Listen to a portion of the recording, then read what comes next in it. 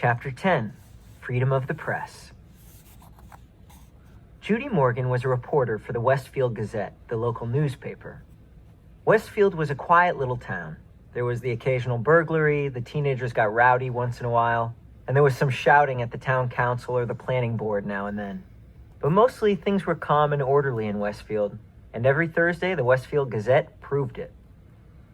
Ted Bell sold advertisements for the paper, and he had a daughter in 4th grade at Lincoln Elementary. He told Judy that a bunch of 5th graders were making trouble and were not obeying teachers anymore, that there was something about a secret code word they were all using. And half the students had been kept after school one day last week, including his own little girl. The only other story Judy was working on was about 18 new trees that were going to be planted along East Main Street. The trees could wait. This thing at the elementary school sounded like a real story. So Judy Morgan showed up at Lincoln Elementary School at 3 o'clock the day after Mrs. Chatham had been to visit Nick's parents. The sign on the door said, "All visitors must report to the office," and she did. On the bulletin board outside the office, Judy saw Mrs. Granger's notice about the punishment for using the word Frindle. She stepped back 2 paces, aimed her camera at the notice, and snapped a photo. She read the notice once more and then stepped into the office. Mrs. Freed, the school secretary, looked up and smiled. "May I help you?" "Yes, I'm sure you can. My name is Judy Morgan, and I work for the Westfield Gazette. I'd like to know about that poster outside the office, the one about this word Frindle. Who should I talk to?" Mrs. Freed stopped smiling. She was sick and tired of anything to do with that word. For the past week, her phone had been ringing off the hook. If it wasn't a parent complaining about a child who had to stay after school, it was someone from the school board trying to get in touch with Mrs. Chatham or Mrs. Granger. Mrs. Freed pursed her lips and narrowed her eyes. She said, "You'll have to speak with the principal. Let me see if Mrs. Chatham is free." She was. There isn't a principal alive who won't find the time to talk to someone from the local newspaper. The reporter was invited into Mrs. Chatham's office. Judy noticed right away that the principal was not comfortable talking about this stuff. When asked about the poster outside the office door, Mrs. Chatham laughed and said, "Oh, that. It's nothing, really. Some kids have been playing a prank, and it was time to put a stop to it." The principal's laugh sounded phony to Judy Morgan. "And did that notice put an end to the prank? I heard that a lot of children were kept after school last week. Would you tell me a little about that? Parents would like to know what's going on." Mrs. Chatham looked like a kid who had been sent to the principal's office. She squirmed a little in her chair and tried to smile. She said, "Well, we do still have a little problem, but it's under control. Mrs. Granger may have overreacted a bit. I don't think the children have really been trying to be disrespectful. They're just having some fun, and it's more like a difference of opinion."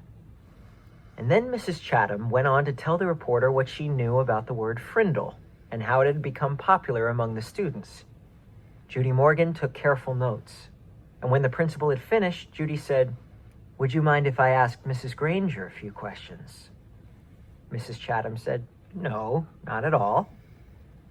But Judy could tell that the principal wished she would just go away. What could she say, though?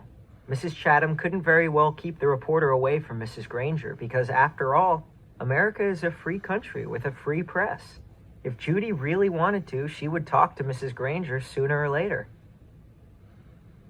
It was sooner. In 3 minutes, Judy Morgan was standing at the doorway of room 12, looking in at Mrs. Granger.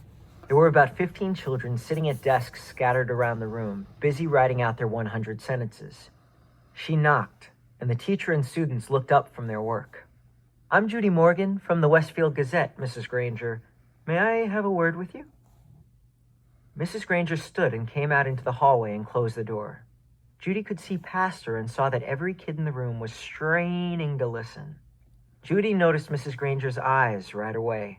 Gray, maybe flecked with a little gold, and very sharp, but not hard or mean, just bright and strong.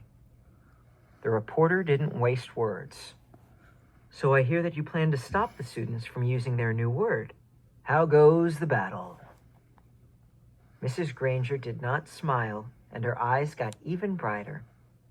First of all, it is not a battle. I am merely helping my students to see that this foolishness should stop. Such a waste of time and thought. There is no reason to invent a new and useless word. They should each learn to use the words we already have. But of course, all this is just a silly fad. And when you add an E to fad, you get fade. And I predict that this fad will fade. Judy looked up from her notepad and asked, "Any idea how it all got started?" Mrs. Granger's eyes seemed to almost catch on fire at that question, and she said, "Yes, I have a very good idea how it all got started. It was one young man's idea, a 5th grade student named Nicholas Allen. And now you will have to excuse me, Miss Morgan, for I have papers I must grade." And with a brief, firm handshake, Mrs. Granger ended the interview. The reporter didn't leave right away. She walked back through the hallway and sat on a bench outside the office so she could look over her notes to make sure they made sense. It took her about 5 minutes. Then Judy stood up, put her notebook into her large black purse, waved goodbye to a frowning Mrs. Freed, and headed out the door. As she walked to the parking lot, 5 or 6 kids who had just finished writing their sentences for Mrs. Granger came out another door. Judy walked beside them, listening to them laugh and joke. Then she asked them, "Why do you kids keep saying Frindle? Don't you hate staying after school?" A boy who was almost falling over from the weight of his backpack looked up at her and smiled. "It's not so bad. There's always a bunch of my friends there. I've written that sentence 600 times now." And then the kids said Mrs. Granger didn't even look at their punishment papers anymore. They were sure, because where you were supposed to write, "I am writing this punishment with a pen," everyone was writing the word Frindle every 4th or 5th sentence. And Mrs. Granger hadn't said anything. One girl bragged that she had written the word Frindle 45 times on her sheets today. She grinned and said, "That's a new record." "And this boy named Nick," Judy asked, "has he had to stay after school too?" The kids giggled, and a tall boy with reddish-brown hair and glasses said, "Mrs. Granger has kept Nick after school so much that everyone thinks she wants to adopt him." The reporter smiled and said, "Do you think I could find Nick and talk to him this afternoon?" The boy looked at Judy for a second and then said, "I don't think Nick would want to talk to you right now. He might say something stupid and get himself in trouble." Then he grinned at his friends. The kids laughed and poked and punched each other and headed off down the block. Judy drove back to her office and started writing. The next morning, a brown envelope arrived at the Gazette offices addressed to Judy Morgan, and below her name was written, "Frindle Story." When Judy opened it, there was a class picture, the 5th grade at Lincoln Elementary School. Mrs. Granger and the 6 other teachers were standing at the ends of the rows, and the kids were dressed neatly, hair all combed.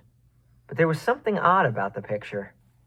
The reporter looked closely and saw that each kid was holding up a pen, and each little mouth was puckered in the same way. She was puzzled for a second, but then she said softly, "Of course, they're all saying Frindle." Written on the back of the picture in neat cursive was 3rd row, 5th from left. Judy looked at the picture, and there she saw the same grinning red-haired boy with glasses that she had talked to in the school parking lot yesterday. She chuckled and said, "Well, well, well. Pleased to meet you, Mr. Nicholas Allen."